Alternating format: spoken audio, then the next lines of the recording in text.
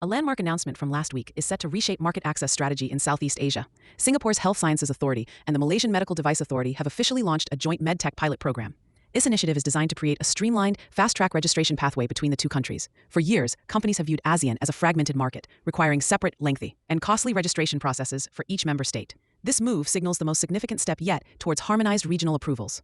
The program initially targets low to moderate risk devices, specifically Class B and C non-active and non-implantable medical devices. The core value proposition is reciprocity. A device that has successfully obtained registration in one country can now undergo an abbreviated, verification-based review in the other, rather than a full from-scratch assessment. This drastically reduces the evidence burden and shortens review timelines. Let's consider a practical case. An Australian scale-up recently developed an innovative AI-powered diagnostic tool for dermatology, classified as a Class C device. They first targeted Singapore, securing HSA approval after a rigorous 12-month process. Before this pilot, they were preparing for a completely new 18 to 24-month review cycle with Malaysia's MDA, involving redundant documentation and substantial fees. Using the new pilot program, they submitted their approved Singaporean technical dossier to the MDA. The Malaysian review was focused only on verifying the approval and checking for country-specific labeling requirements. They received market authorization in Malaysia in just under 6 months. This accelerated timeline not only saved them over a year of waiting, but also significantly reduced their regulatory spending, allowing them to reallocate capital towards marketing and commercial launch activities. This is the tangible business impact that this bilateral agreement enables. However, companies should not mistake this for a single, unified market just yet.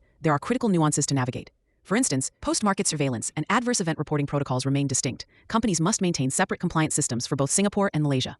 Furthermore, data privacy and cybersecurity requirements for software-based devices may still differ, requiring separate compliance checks. The pilot's scope is also intentionally limited for now, and it is unclear when higher-risk devices will be included. This initiative is a powerful gateway, but it is not a cure-all for regulatory fragmentation. It represents a strategic advantage for companies that understand the details. This collaboration between Singapore and Malaysia effectively creates a premier dual-market entry point for ASEAN, putting pressure on other nations to consider similar efficiency-focused policies. For companies looking to navigate this evolving landscape and leverage new pathways like the Singapore-Malaysia pilot, having expert guidance is crucial. To explore your ASEAN strategy, feel free to email or visit Pure Global.